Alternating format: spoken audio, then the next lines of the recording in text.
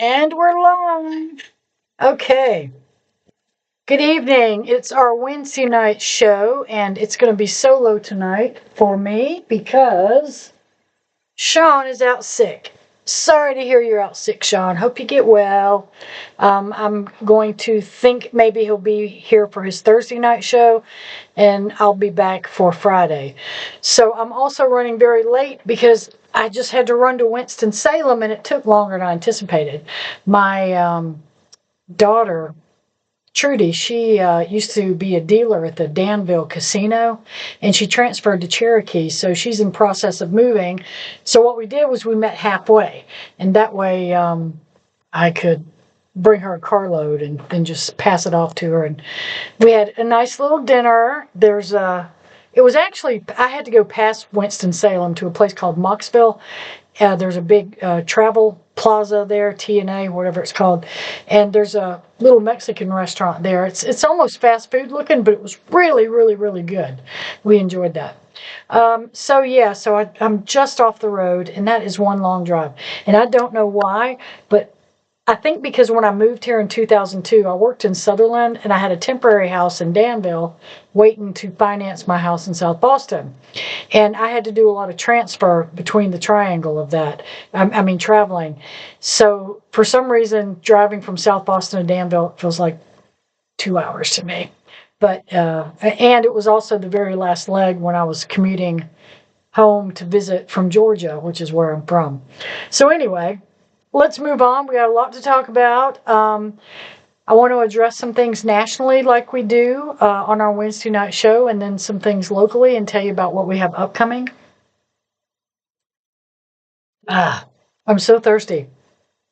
Let's go with upcoming first. Upcoming, I'm doing an interview tomorrow night. It'll be with Michelle, who is the leader of the Democratic Party locally here in Halifax, and she has graciously granted me an interview. We've been trying to get together for a while because they have a meeting tomorrow night. So prior to the meeting tomorrow night, we're gonna sit down for a chat and just go over some statistical information, things of interest, what's coming up with them, challenges for the Democratic Party, etc.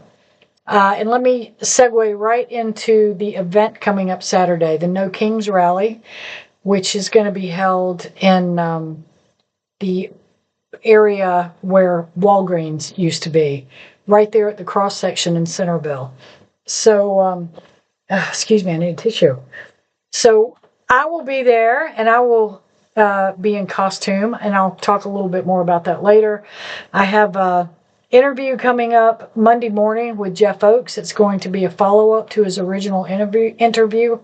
And when I have a second interview with someone, what we'll do is in the beginning, we will talk about his platform for his district first, and then the platform he has for the county itself, should he win his seat. And then we're going to go into some other topics. I saw an interview today with Senator Warner, who's from Virginia, and he was saying exactly along the lines of the things I've been thinking, that we need to start talking to each other. Blue, red, black, white, left, right. We've got to start talking to each other. And I think that Mr. Oakes is going to give me a really good opportunity to do that, because we've had a couple of other conversations about some things of a broader nature beyond local politics. So I'm looking forward to that. And then in the afternoon, I'm doing a follow-up interview with Mr. James Gordon, who's also running for the Board of Supervisors in a different district. And he has a lot of things that he wants to talk about. There's been a bit of a contentious relationship between him. I'm sorry.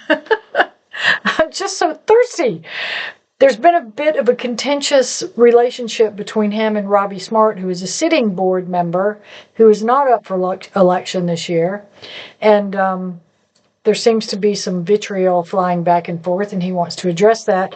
And I invited Mr. Smart to sit down and the three of us interview together, and he agreed but he did not agree to the time frame. He said that he would be happy to do that after the election because he does not want to color any votes or have any type of influence over this election. And fair enough.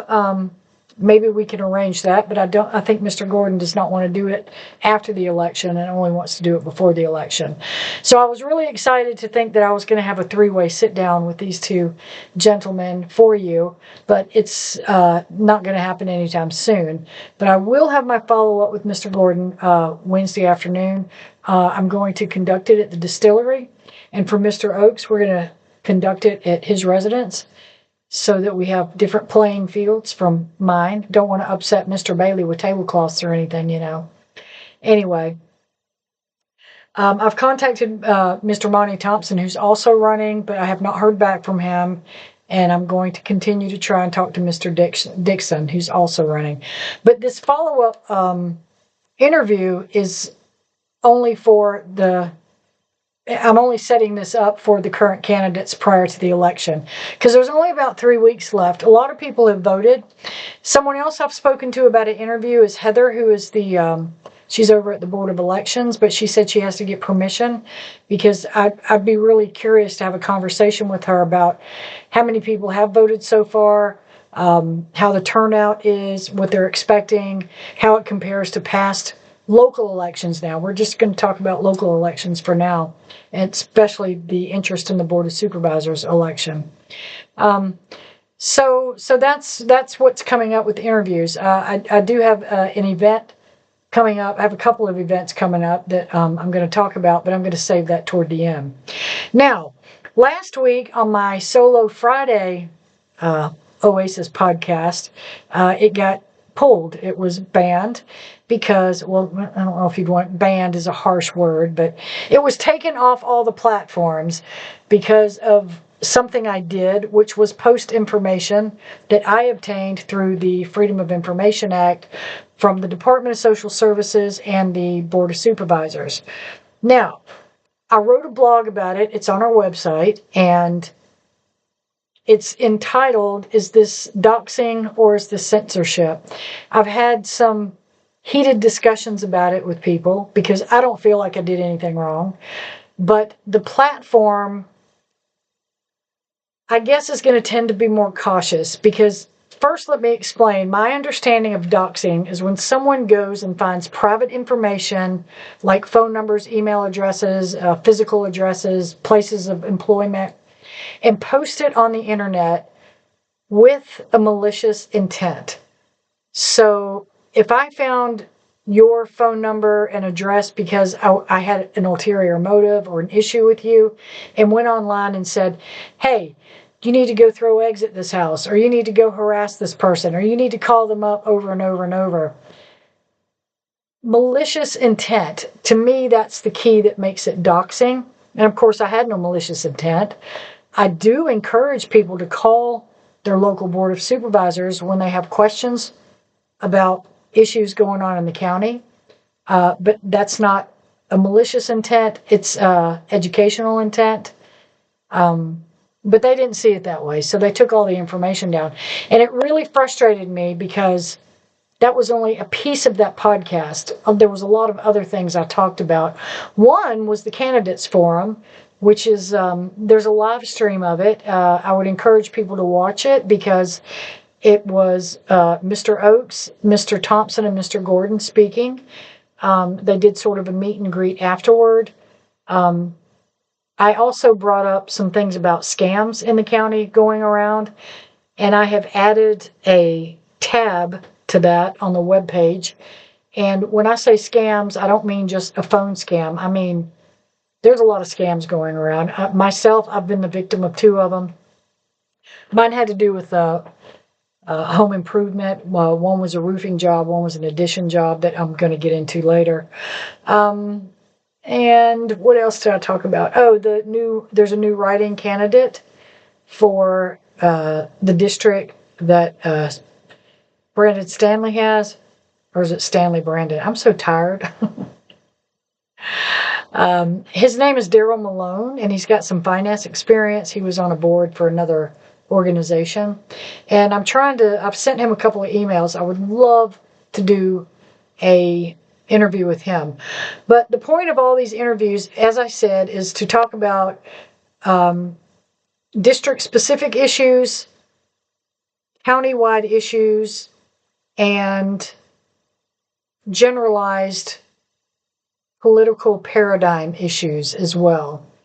I'm also trying to line up Mr. Cunningham, who is a leader in something new coming to the county. $30 million has been allotted for a recovery center.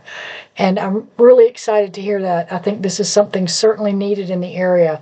So I'm really looking forward. I've seen some of the planning for it, and it is a very exciting venture.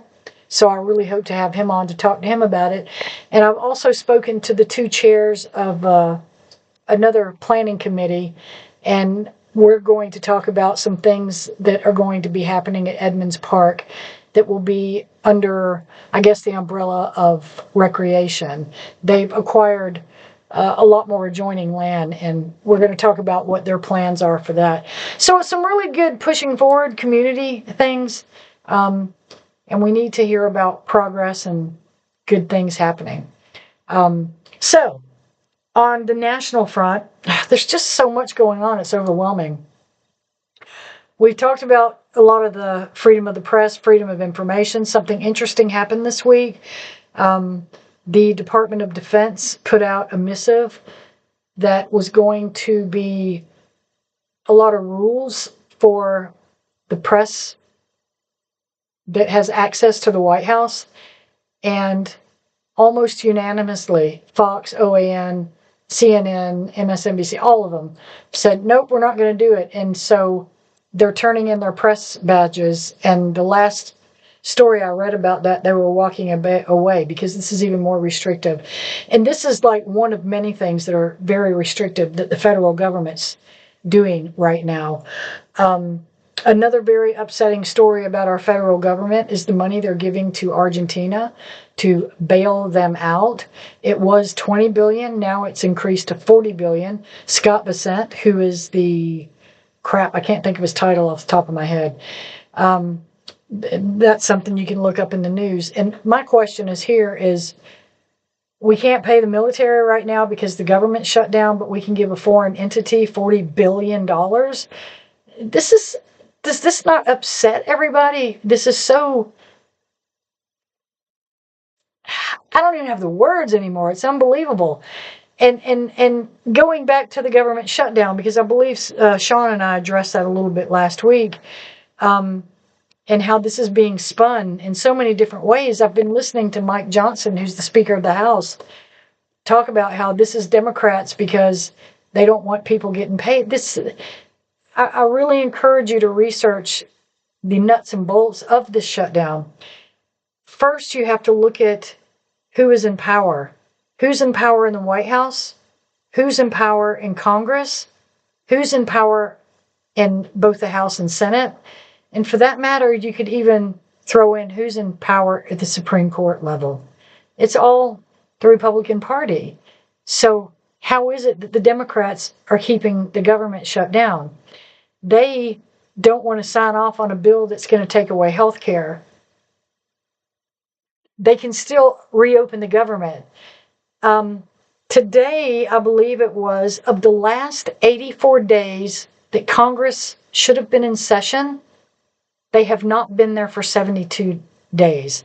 So in other words, help me with the math, it's 12 or 14 days out of the last 84 that Congress has been there doing their job. But guess what? They're all still getting their six-figure salaries and benefits and health insurance and perks.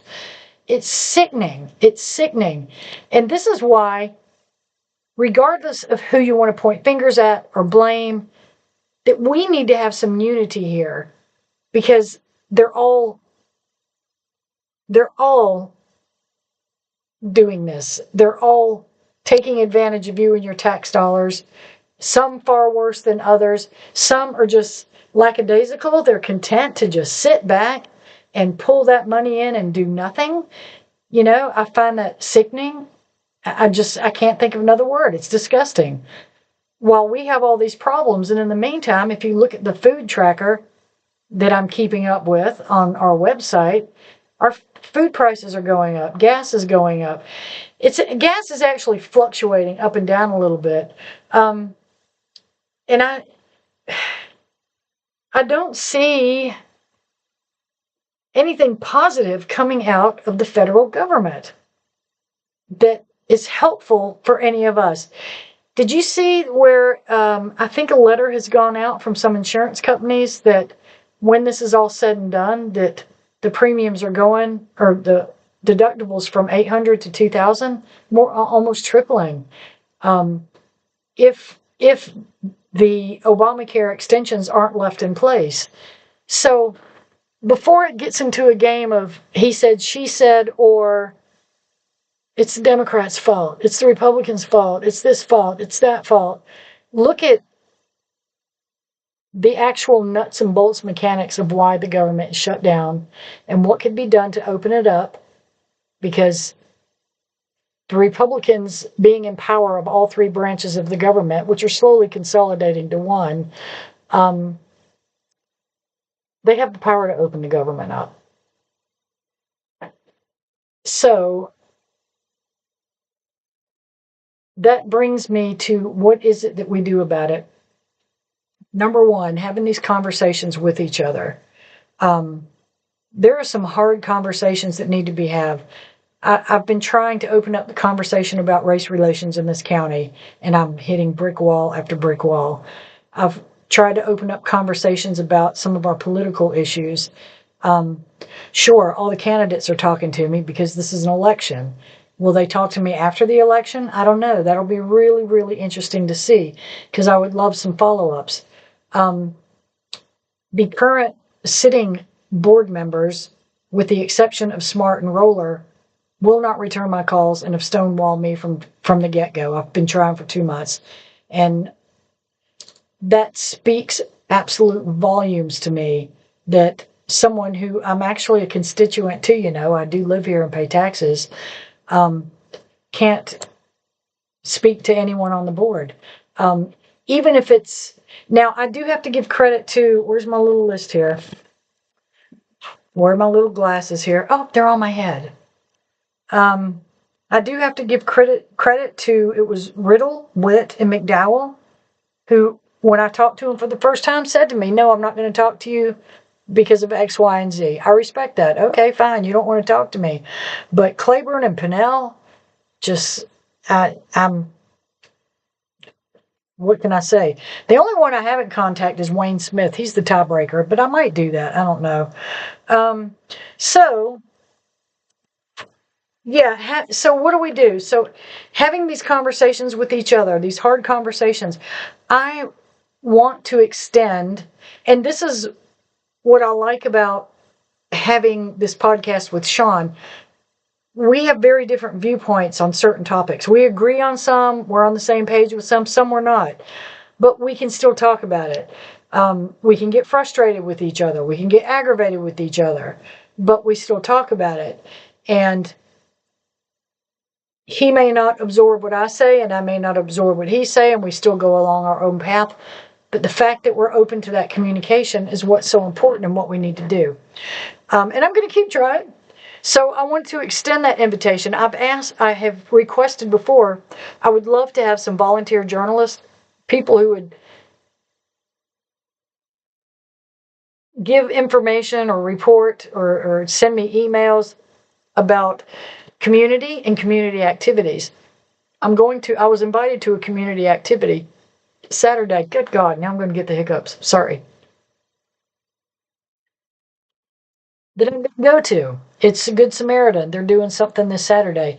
I have another event that I've got to work out the logistics of it, but this is what I really want you to do. If there's some event in your community, please invite me. I'll come cover it, or you can report it to me if I can't make it. I really want to be a part of connecting communities here, and we've got 50-something of them. And I really want to get some photos up. I'm going to do some driving out in the county. I've actually done some this week, but I'm having difficulty with people talking to me or going on camera. I went through a place called Elmo. That was pretty cool. Union, was it Union Church or Union Grove? I went through there, went through a place called Sutherland. God, there's so many farms and just nothing out there. And I have had conversations that have been really, really interesting because I asked them about politics and have you heard of the No King rally and do you know what this is going on that? And they're like, no, I just go on and watch TV. A lot of people are really disconnected with politics here. And I think that's a shame because it affects all of us. Everybody pays taxes and we should, have a voice in what happens to that tax money. Um, and I feel like it goes back to not having civics in high school. Do they teach civics in school at all anymore?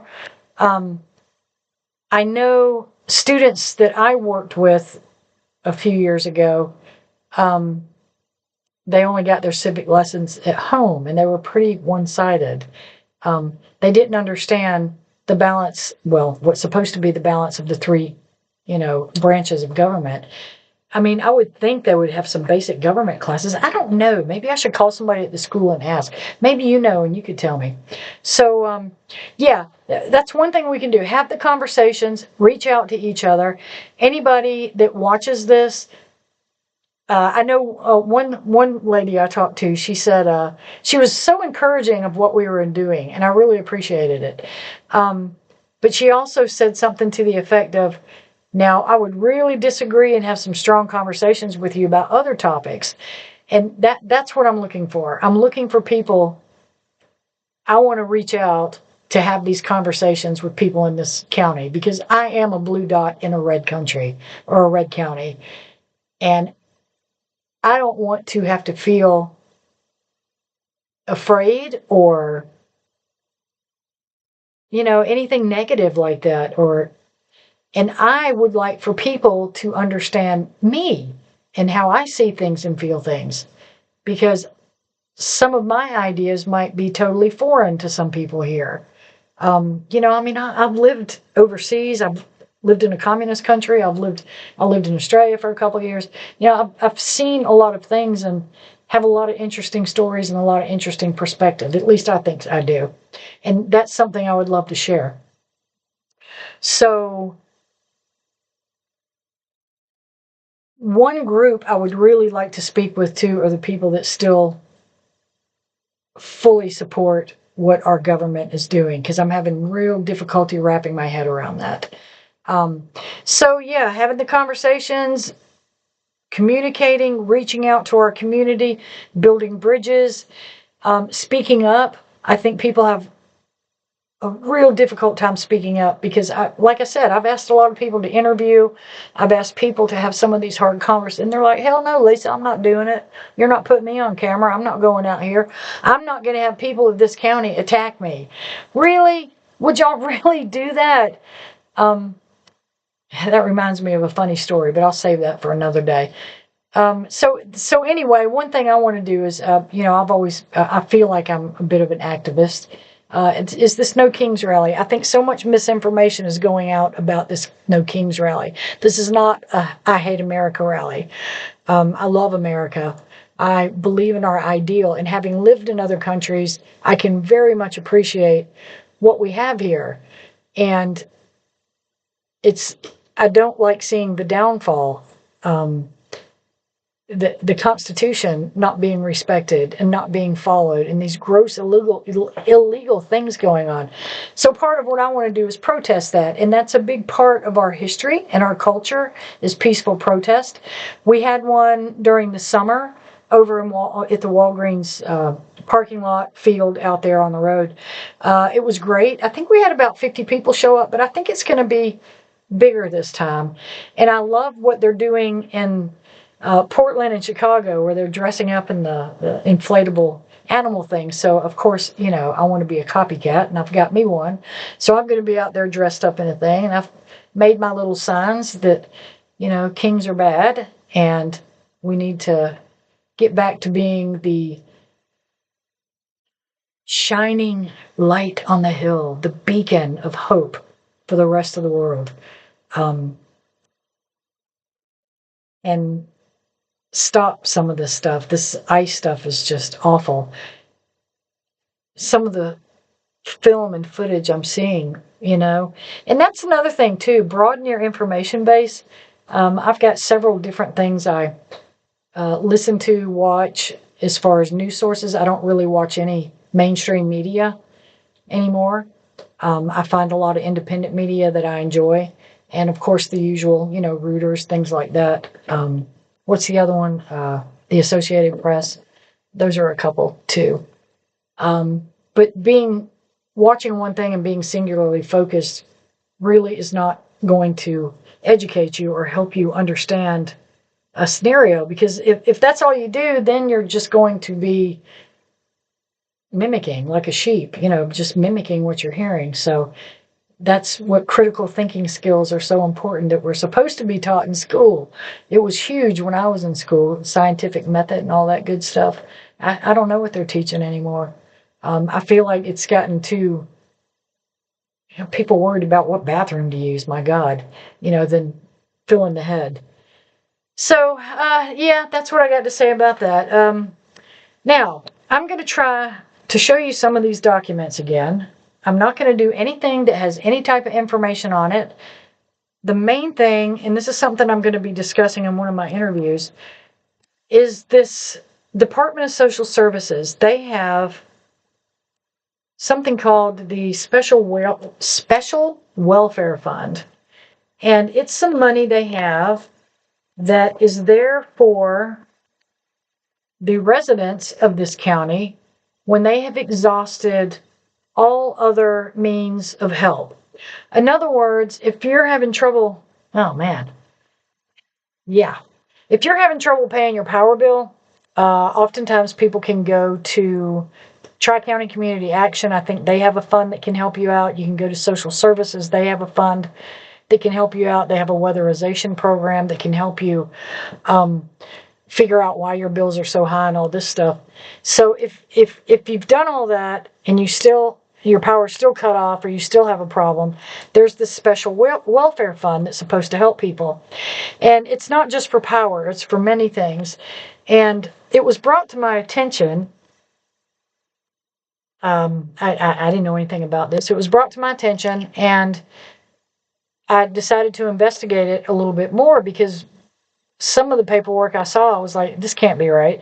So I requested from the Department of Social Services through the Freedom of Information Act more information about this. They haven't sent me everything I asked for, and I need to follow up on that.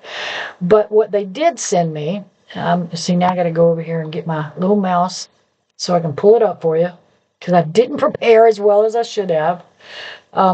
So what they did send me, I want to go over some of that line by line with you. Alrighty. It's just going to take me a minute here. And I'm in the wrong email box. But I have gotten this split screen thing done pretty well. Oh, yeah, I tested that this weekend. So now, here's the thing, too. If you want to interview, but not come here or meet somewhere or anything like that, I can do it from your home. I can do it remotely. I've got 2 cameras that will run. All I have to do is send you a link by email, and you go to that link, and then you're streaming with me. I'm excited about this because this is going to bring us more interviews. All right, let's see here. Well, I think the first thing I might do is pull up the website. I want to show you a couple of new things I've done on our website, because I'm thinking maybe I can put these documents on the website so you can see them yourself. Some of it I've actually already put up there. All right, so I have to do transition, which is here. So now you're seeing the website, okay?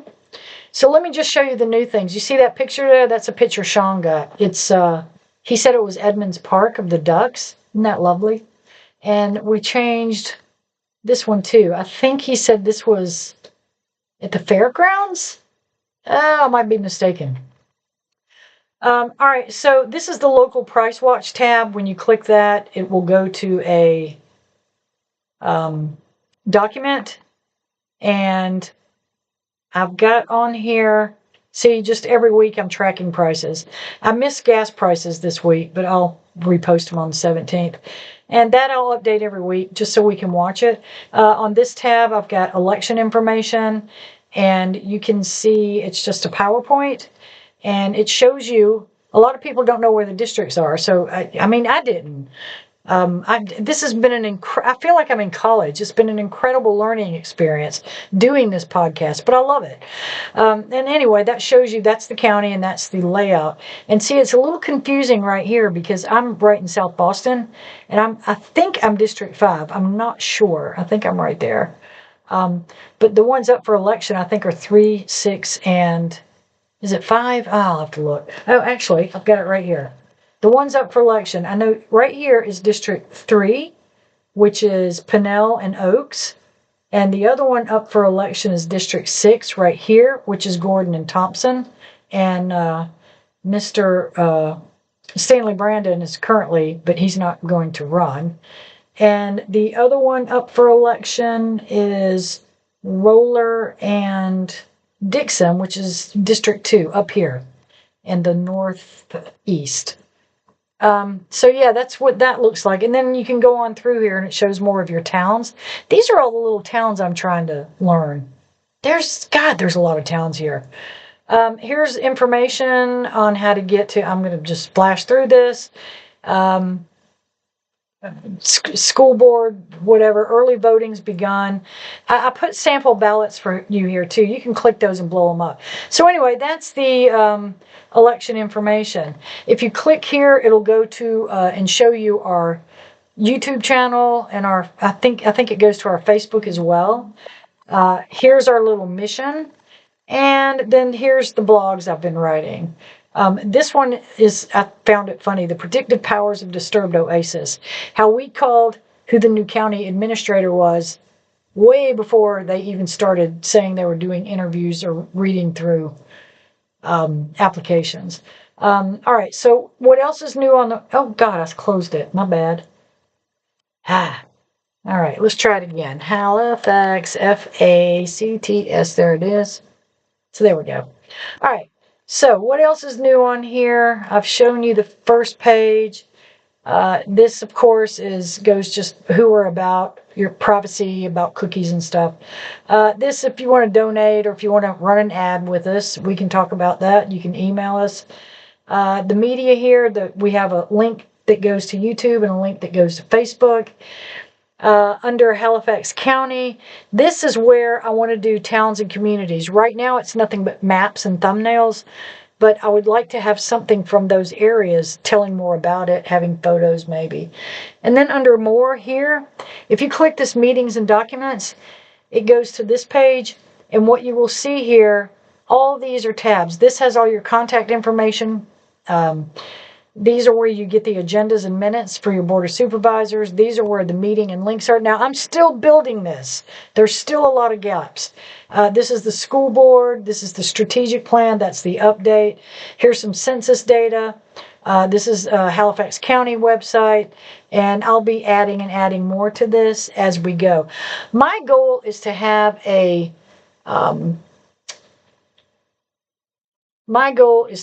completely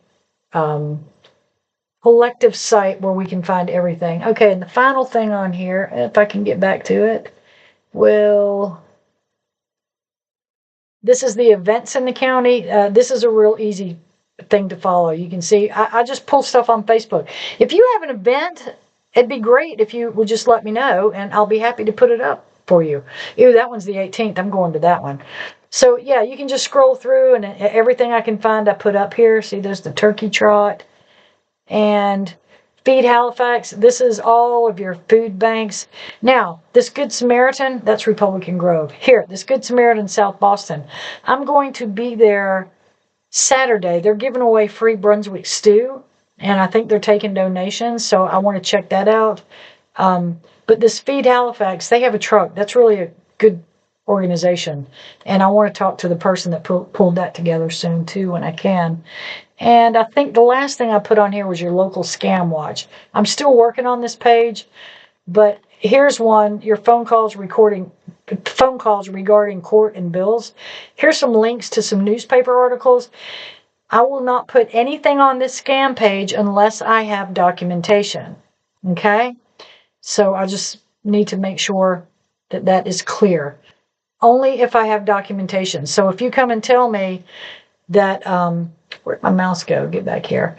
If you come and tell me that somebody ripped you off putting a roof on your house, I want to see bills. I want to see charges. I want to see, you know, things that's going to make this important. All right, I'm trying to transition back to the camera. Hey, what happened? Transition. I've still got my screen because I'm just not going to say so-and-so said that somebody did a bad job on their house. I need evidence. I need pictures. I need documentation. So, oh, see, now I've got the screen back, but it's little. I did something wrong. Go here, go here, go here. I thought I had this thing mastered. Video capture device. Close. There it is. Dang it. I think I need to hide that. Ah, there it is. Ah, I did it. All right. So, yeah, so if you've got documentation, see where it says, where it said second category, that's where I'm going to start doing, because I've just had so many people tell me about getting ripped off from people doing work on their house. It's awful, and it's always elderly people too, like me, you know? Yeah, so that's what's new on the update. So, the documents that I want to show you, I need to pull those back up. I'm going to probably put on the website, and I'll probably have its own section that says documentation, but we're going back to this special welfare fund. I'm really frustrated with myself that I don't have this at my fingertips. I apologize for that. Is that it? No. Is that it? No. Is that it? No. I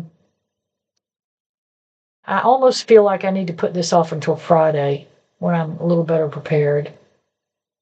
But it should be right here in my email. So bear with me for a minute. And it is not. Oh, you know what? I think it's in my other email. Oh, Lisa. And I got to sign back in it and everything. And what's my password? I don't even know.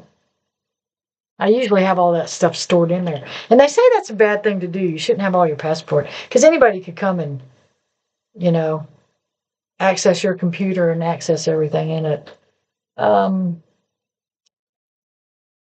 Let's see here. What is this?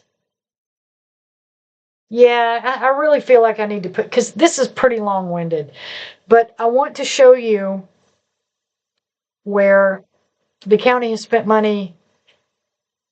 Some of it's listed as bathroom remodels, some of it's listed as roofing replacement. They're supposed to be limited. Some of them are burials. She said that all that's in the policy.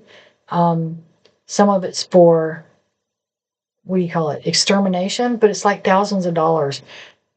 So I just kind of want to share it with you and see what your opinion is on it, because when I look at it, I'm thinking, holy cow, that's a lot of money. A lot of it's heating systems, cooling systems, thousands and thousands of dollars. But I do have, that they sent me, the criteria for being awarded money or services out of, because they don't pay the people directly, they pay the companies, but you're supposed to use state approved vendors, and they use state approved vendors and non-state approved vendors, but there's not a like a bidding system, as far as I can tell. You know, I can remember when I used to be the editor of a paper in Georgia, and they had to do closed bidding, where if there was a job to be done that was to be paid for by any tax money or county government, that the companies would publish it in the paper, and that's what I was the editor of. It was called the County Organ, which meant we got all the advertisement from the local government, which was like bread and butter really for the paper. And they would have to put an ad in and say, now taking bids, and the company would write out an itemization of a bid and put it in an envelope and seal it and send it to the department or whoever was taking the bids. And then when the deadline was up, they opened all the envelopes, and whoever had the lowest bid is who won it. But I don't think that's clearly not what is not happening with this special welfare fund. But I don't know if that's what happens with other government. Now, a few years ago, I bought a little piece of property here in town, and Tom Rabb, who was the county manager at the time, that's what they did. They put it up for bids, and they opened them up, and whoever had the highest bid for the property won it. That was a really interesting process, and that just seems fair. I don't know. And then you tell them what you're willing to pay. All right, I'm going to look one more time here, but I don't think I have this on hand. I thought I had put it in my documents, and I'm not seeing it. Oh, there you go. Or, no, it wasn't in the mail. It had to have been in the mail, because when my podcast that got censored or banned or taken away or whatever last Friday, I had them on the computer showing them to you. So I know I have them electronically. Just where did I put them? That's the question. I'm going to look one more place. No, close this. And then, if I don't get it, I've been on here about 40 minutes, and I'm really tired. And I will be seeing you again tomorrow night, because I have an interview with Michelle of the Halifax County Democrat group. I've also reached out to the Republican group, but I haven't gotten, apparently there's 2 Republican groups in the county. One's called Conservative Republicans, and then one's just called Republicans. I don't know the difference, but I know it's a pastor that runs the one I contacted, and I haven't heard back. And the other one supposedly meets at the museum, so I'm trying to find a contact for that, because I would love to interview them as well. There's so many things I want to interview. Yeah, I'm going to call it at this point, because I need to get something to eat. I'm tired. I've been on the road. But it was a beautiful day. This morning I rode through Sutherland. I was giving someone a ride to dialysis, and I thought to myself, what a beautiful county this is. You know, there's so much here. There's so many farms out here, and I want to get to know it more. I noticed there's an awful lot of churches. Oh, that was another interesting part of a conversation of someone out in one of these communities, that all these communities seem to have at least 2 churches, a black one and a white one. And I asked, do they ever, visit each other? And he said, once in a blue moon, you might have somebody, but not. I really want to explore that. Obviously it's like, well, maybe not obviously, but I'm sure it's a bit of a cultural thing.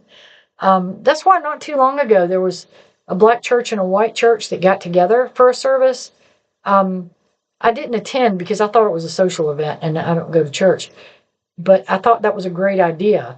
But I would like to see people do something like that on a more social basis. But it's real curious, because it was Vernon Hill and it was Sutherland, and both places, the person that I was there with talking to, 2 different people, told the exact same thing. They said, yeah, well, that's the black church and that's the white church. And it just really surprised me. So that's one of the race relation conversations I'm really looking for some people to talk to about.